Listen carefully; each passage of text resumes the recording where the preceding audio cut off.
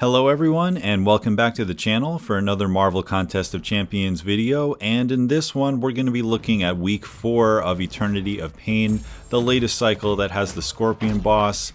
I'm trying to get 2 of the objectives done with Omega Sentinel, the damage over time offense one, as well as Robot. And this is only like my 3rd or 4th attempt, and what I was trying to do was really play into the node. There's this one node called Beat the Buzzer, where you basically need to be throwing your specials fast enough so that you don't take a big burst of damage. And then the other way that you take a bunch of damage is off of the Langer node if you happen to get down to 0 bars of power.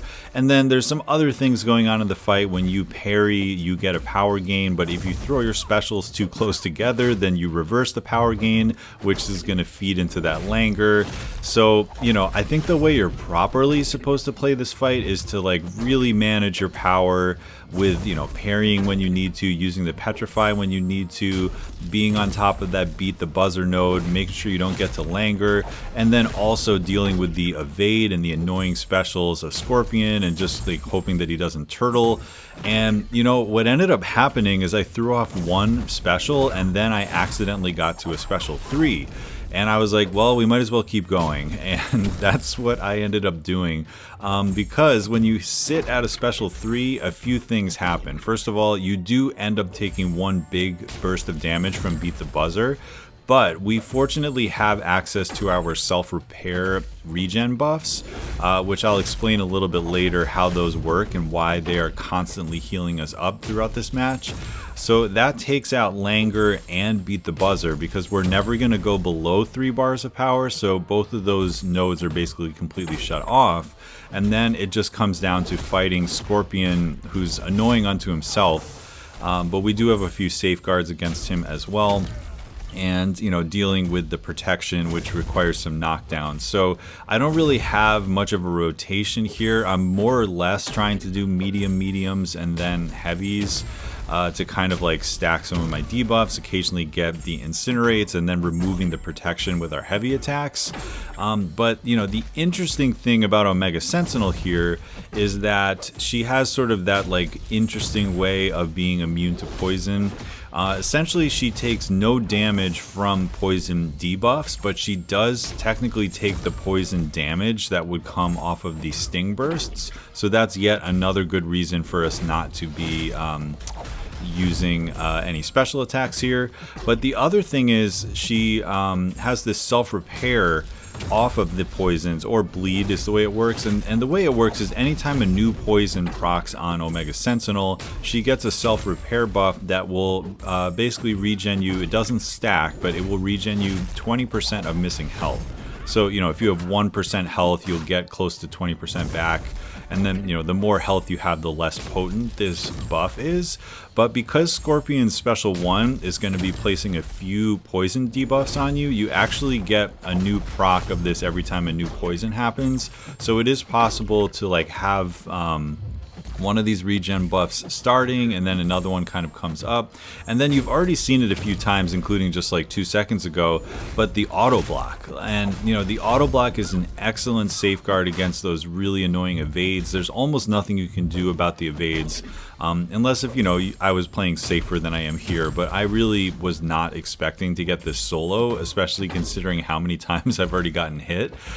So I was really just kind of like not caring here. But then as we crossed the like 50% health threshold, and I was consistently going from like, you know, 0 health to like back to 50% health with these regen buffs and everything, I was kind of like, oh, I guess maybe we will be able to get this solo off.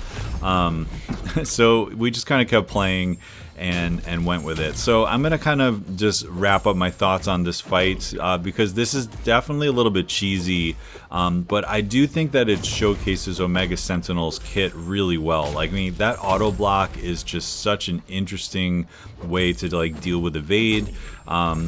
It's really saved us a few times where it will even parry him when he's like throws an attack right at us. After the evade, when he tries to counterattack us. And then, you know, when you heavy attack, it's going to be pausing the debuffs. And then when you have 3 of your personal debuffs and you do another medium ending combo, then you will get some of these incinerates. And, you know, if I was playing a little bit better, I'd be trying to stack these incinerates. even more. But, you know, I am not playing well at all. I'm getting hit. I'm getting hits into the block. Right there, we got poisoned again. It triggered another self-repair. This fight is like utter chaos, and yet somehow I keep looking and I have more health than he does constantly. So yeah, I really want to give a shout out to Omega Sentinel here, and I'm really glad that this happened, because I was going for like, you know, a solid like 4-minute fight where I would be throwing my specials and keeping track of all these interesting things about the node. But her kit is designed in a way that, you know, you take that initial burst of damage and then you basically turn off the most two annoying nodes of this fight, and you can just keep going. So I wanted to showcase this and put it onto YouTube in case you didn't know that this was an option, because I do think it, you know, for bang for buck, this is probably the safest way to get 2 objectives. I mean, this fight's going to take over 7 minutes, which, you know, you obviously can't make any like huge mistakes, but fortunately I only made a series of small mistakes and I was able to survive it. So I do want to just really quickly shout out that you do not need her awakened ability in order to do this. There's nothing in the awakened ability that makes this possible, and also you could definitely be using a less rank than rank 4. The only thing you have to worry about is that initial burst of damage from Beat the Buzzer. If you have too low of a rarity, then you could certainly die from that. But I think a rank 3 would be pretty solid, or use a boost if it's less, and then once you get the fight rolling, it's very, very safe. Anyway, enjoy the rest of this clip. I am going to just kind of play it out, but I did want to kind of showcase this and see if you all had any thoughts, if this is how you did it, if you went for sort of a more flashy solo with her stacking the incinerates and actually throwing your specials. How did you take on this fight? I'm really curious. So that's going to do it for today. I hope you enjoyed this video. Definitely one of the sloppiest solos you're ever going to see on this channel, and I love it. So that's going to do it for now. Have a great day, and I'll catch you in the next one.